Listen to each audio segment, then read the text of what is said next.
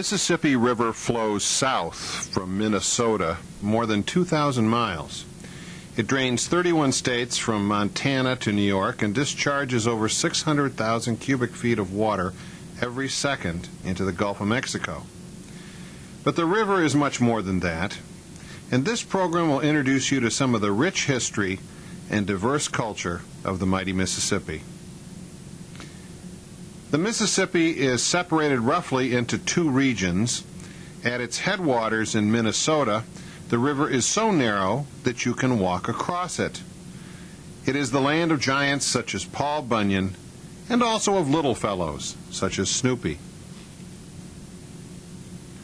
The lower river begins where the Ohio River empties into the Mississippi at Cairo, Illinois. Because of the confluence of these two rivers, the soil of the lower river valley is deep and rich, nurturing cotton, sugar, and abundant seafood, along with blues, jazz, and even voodoo.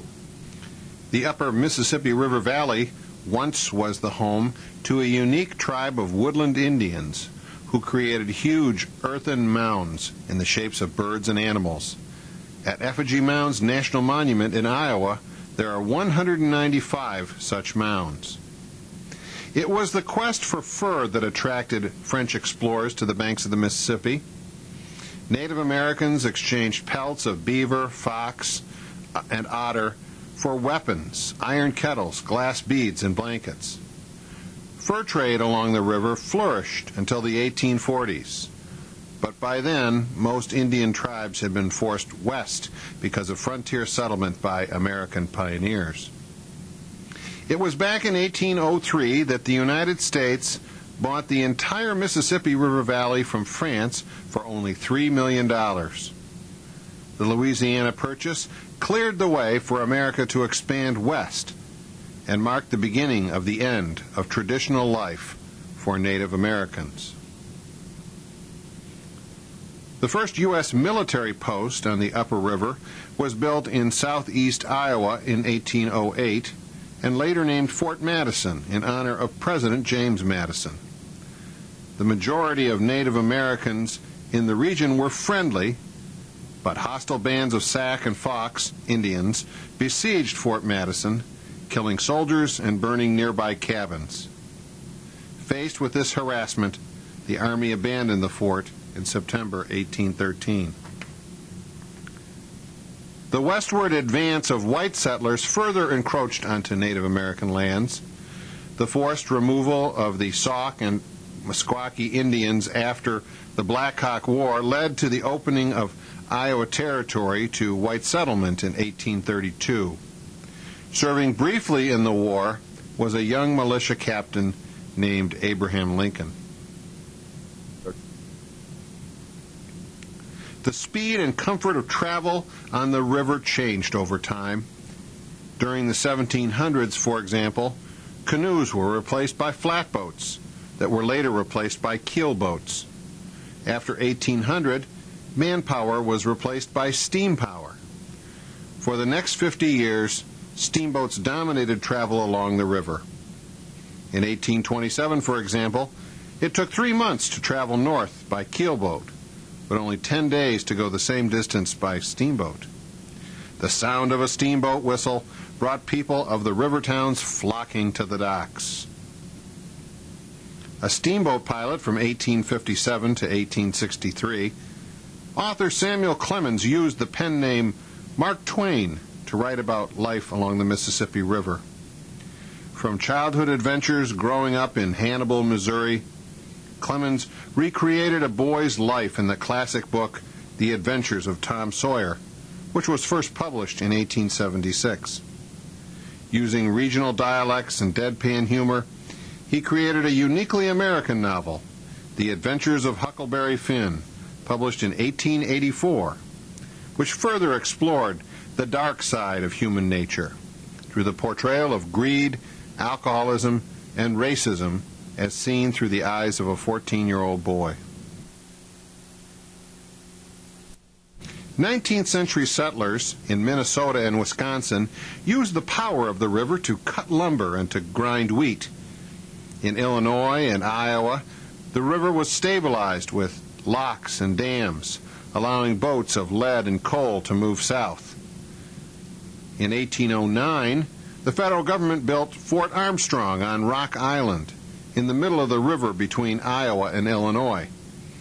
An arsenal established on the island in 1862 still operates today and is the only U.S. Army facility that manufactures gun mounts, artillery carriages, and other specialized combat equipment. Few men had more influence on farming in the Midwest and the West than John Deere, the man who invented the first self-scouring plow in the 1830s. That was the plow that broke the sticky soil of the plains and allowed tens of thousands of farmers to cultivate the rich farmland. In 1847, the Deere Company was manufacturing 1,000 plows a year on the banks of the Mississippi River in Moline, Illinois. A chance bend in the river at Muscatine, Iowa, produced a bountiful supply of freshwater mussel shells. A resourceful German immigrant named John Bhopal turned the shell's pearl interiors into buttons and opened the city's first button factory in 1887. By the early 1900s, 43 factories produced over one-third of the world's buttons, and Muscatine was heralded as the pearl button capital of the world. With the introduction of plastics in the 1940s, the button factories closed, but Muscatine still views itself as the pearl of the Mississippi. The culture and geographic midpoint of America's largest waterway is St. Louis, located at the confluence of the Missouri and Mississippi rivers. In the mid-1800s, as millions of Americans outfitted themselves there before moving on, St. Louis earned the nickname Gateway to the West. A spirit of adventure and risk defined life in St. Louis and lasted long after the end of westward expansion. It is not surprising, therefore, that local investors took a chance on a young airplane pilot named Charles Lindbergh, who dreamed of flying solo across the Atlantic Ocean. It was only fitting that his single-engine plane was named the Spirit of St. Louis. The southern Mississippi River Valley starts below Cairo, Illinois, and meanders south to the bayous and the deltas of Louisiana before emptying into the Gulf of Mexico. This region was a cultural and ethnic mix, a closed society where whites ruled from grand plantations while African slaves worked the land. Union victory in the Civil War did not bring true freedom, just a different form of bondage called sharecropping for blacks. African Americans lived in a world that stripped them of their constitutional rights and their dignity. 7 debates about racial equality took place along the river in Illinois in 1858 as Abraham Lincoln and Stephen Douglas vied for a seat in the United States Senate. Douglas was the Democratic incumbent, the champion of majority rule to resolve the issue of slavery. The Republican challenger, Lincoln, argued that the federal government should decide the matter of slavery. Lincoln declared, "A house divided against itself cannot stand." Douglas won the election, but Lincoln won the attention of the nation. The Lincoln-Douglas debates propelled Lincoln into the White House 2 years later. In 1861, the South seceded from the Union, and the Civil War began. During the Civil War, the control of the river was vital for supply lines. A Union victory at Columbus, Kentucky in November 1861 marked the first battle for a 39-year-old general from Galena, Illinois, Ulysses S. Grant. Grant's objective was Vicksburg, Mississippi, the most strategic Confederate stronghold on the river. The siege of Vicksburg lasted from May 18, 1863, until July 4th of that year. With the capture of Vicksburg, the Union controlled the entire length of the Mississippi, which helped the North win the war in 1865. Nonetheless, the struggle for racial equality continued. In the 1940s and 1950s, desegregation of the armed forces and the public schools ignited the civil rights movement. Propelled to prominence was a charismatic minister named Martin Luther King Jr., whose oratory became the vision for a new world. King's I Have a Dream speech in 1963 at the Lincoln Memorial changed American history. He was awarded the Nobel Peace Prize in 1964, and a year later, the Civil Rights Act of 1965 was passed. King, at the center of it all, was the most loved and the most hated man in America during that turbulent decade. The end came in Memphis, Tennessee, on the balcony of the Lorraine Motel when, on April 4th, 1968, King was assassinated. Struggle of another sort is seen along the river in the search for harmony between man and nature. The quality of the Mississippi River's water and its wildlife habitats are essential to the ecological health of the entire continent. Over the years, many individuals have worked to capture and preserve the natural beauty of the river. John James Audubon, a native of Haiti, floated down the Mississippi River with his art materials, painting wildlife in their natural habitats. In 1832, he published the first of 4 volumes of The Birds of America, containing dramatized portraits of over 1,000 birds.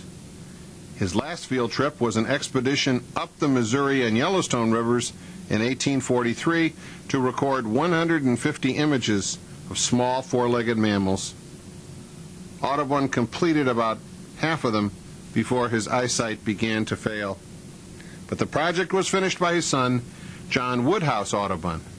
Today, the National Audubon Society works toward the appreciation, preservation, and restoration of our wildlife environments. The Mississippi is teeming with life, but man and nature don't always mix. Industrial dumps, agricultural runoff, and trash of all kinds contaminate the river. Government, corporate groups, and individuals are working to improve water quality. One young man has led a massive river cleanup campaign. 25-year-old Chad Prograki grew up a few feet from the Mississippi River in Moline, Illinois, and in 1997 began to clear the river banks of trash dumped by careless people or washed ashore during floods. He founded Living Lands and Waters, recruited a few dedicated crew members and thousands of volunteers, and persuaded corporate sponsors to clean up 1,200 miles of shoreline. For his continued efforts, Prograki was honored in 2002 with the Jefferson Award, America's version of the Nobel Prize for Public Service. Natural calamities have plagued the Mississippi over its long history. The flood of 1993 was the most destructive flood of all times for the upper region. In the south, the 1927 flood was disastrous. 1 million people lost their homes and 300,000 square miles of land were under raging waters. The Secretary of Commerce, Herbert Hoover, coordinated government and Red Cross relief to flood victims. Literature, music, and entertainment share a rich history along the length of the river, but particularly on the lower Mississippi. Here, the artist's eloquence is strongly based in the South's frequently unhappy history. But up from the depths of despair arose the blues, the sounds of a people who refused to give up. The Delta Blues revolutionized American music and continues its influence today. Blues music emerged in the late 1800s, an earthy, rhythmic passion that was an emotional reaction to the demeaning existence lived by sharecroppers in the Mississippi Delta. These distinctive songs of suffering were primitive and gritty. Accompanied by acoustic guitar or harmonica, the blues were often called devil music. It became the cornerstone of modern music, the basis for ragtime, jazz, Dixieland, bluegrass, country, rock and roll, rhythm and blues, soul music, and even rap. In 1946, Riley King packed up his $2.50 guitar and headed for Memphis. There, on Beale Street, he learned to sing and play the blues, earning the nickname BB for Blues Boy. For the next 20 years, however, the blues was segregated race music. Finally, in the mid-1960s, social barriers in music began to fall, and B.B. King's reputation skyrocketed with his 1966 hit, The Thrill Is Gone. Today, King still performs with his trademark Gibson Model ES 355 named Lucille. A mix of blues, ragtime, spirituals, and Caribbean music erupted from New Orleans as the first sounds of jazz came in the late 1890s. Jazz is one of America's most distinctive creations, and the brilliant solos of jazzmen like Louis Armstrong and Iowa's own Bix Beiderbecke refined the raw sounds of the blues into universally appealing music. The youngest son of a German-American family in Davenport, Iowa, young Leon Bix Beiderbecke mastered the cornet so that he could play the Dixieland jazz so popular on Mississippi riverboats. By the age of 19, Bix set out to become the best jazz hornman in the land, playing in the 1920s with the Wolverine Band, the Paul Whiteman Orchestra, the Dorsey Brothers, and even Benny Goodman. The notes coaxed out of his horn were pure and beautiful, but Bix abused alcohol and could not hold a steady job, and in 1931 died alone in his New York apartment at the age of 28. To this day, his hometown of Davenport celebrates Bix's talent each year with a jazz festival. Universally recognized as the founding father of jazz, Louis Armstrong worked around the clubs on Bourbon Street in New Orleans at the beginning of the 20th century. At age 10, he dropped out of school, bought a used horn, and became a street musician. He worked with a succession of bands in New Orleans, Chicago, and New York City, toured the country throughout the 1930s through the 1950s, and became a regular on TV variety shows throughout the 1950s and 60s. He appeared in over 30 films, closing out with a virtuoso performance in Hello, Dolly in 1969. Armstrong recorded thousands of tunes such as Mac the Knife, Stardust, Up the Lazy River, and probably his most requested song of all, What a Wonderful World. Like blues and jazz, rock and roll got its start in the South. Sam Phillips opened Sun Studios in Memphis in 1952. That same year, Elvis was finishing high school, Johnny Cash was in the Army, Jerry Lee Lewis was attending Bible college, and Carl Perkins was baking bread. Within a couple of years, that would change the face of American music. Mississippi native Elvis Presley became a national sensation in 1954. Sun Studios had found their white black man with a handsome white face and a soulful black sound. Numerous appearances on television and the silver screen locked in his incomparable fame. In 1968, just when the world was beginning to look elsewhere, Presley made a spectacular comeback performance on television, followed by a series of live performances on tour and in Las Vegas. Chronic health problems and prescription drugs caused his early death in 1977, but his music lives on. Along with great music, the River Valley has proven to be a fertile ground for imaginative authors and poets. Mississippi native William Faulkner was a two-time Pulitzer Prize winner and recipient of the Nobel Prize for Literature, but he had never graduated from high school. His novels, As I Lay Dying, and Light in August, and Absalom, Absalom, challenged Southern traditions and explored racial issues. Thomas Lanier Williams grew up in Mississippi, in a family full of tension, despair, and violence. Attending the University of Iowa from 1937 to 1938, he supposedly earned the nickname Tennessee from a roommate who jokingly referred to him as a Tennessee pioneer. A two-time Pulitzer Prize winner, Williams captured the last remnants of a faded Southern society in his plays The Glass Menagerie and A Streetcar Named Desire. Alex Haley, a third Pulitzer Prize winner, exposed life from the slave's point of view with his book Roots. A Family History, Roots was published in 37 languages, and in 1977 was made into the first week-long television miniseries viewed by an estimated 130 million people. Mississippi River entertainers have helped Americans to laugh at themselves. In 1974, Garrison Keillor brought to public radio a Prairie Home Companion, filled with down-home Minnesota humor, live bluegrass music, and commercials for imaginary products. Another Minnesota native, Charles M. Schultz, once believed he was such a nobody that he felt invisible. He created a round-headed kid in the enormously popular Peanuts comic strip. "Good grief," cries poor luckless Charlie Brown in times of trouble.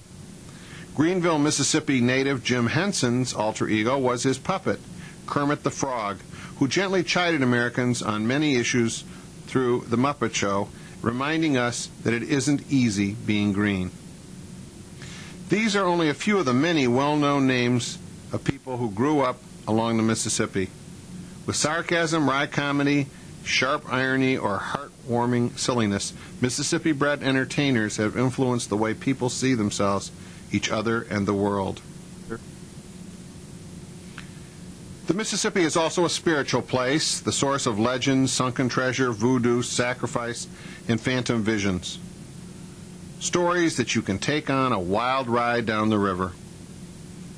Based on West African religions brought to the Caribbean and America by African slaves, voodoo is practiced by an estimated 50 million people worldwide.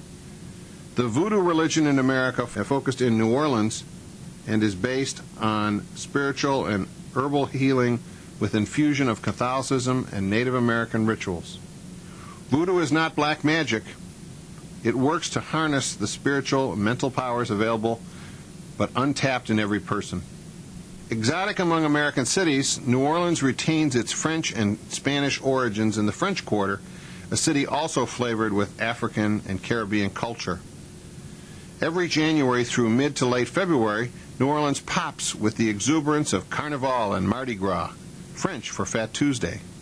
Based on the ancient feasts of Rome enjoyed by Catholics before the season of Lent, Mardi Gras ends with Ash Wednesday. Beginning in the 18th century America, the French threw private masked balls that eventually spread to the streets.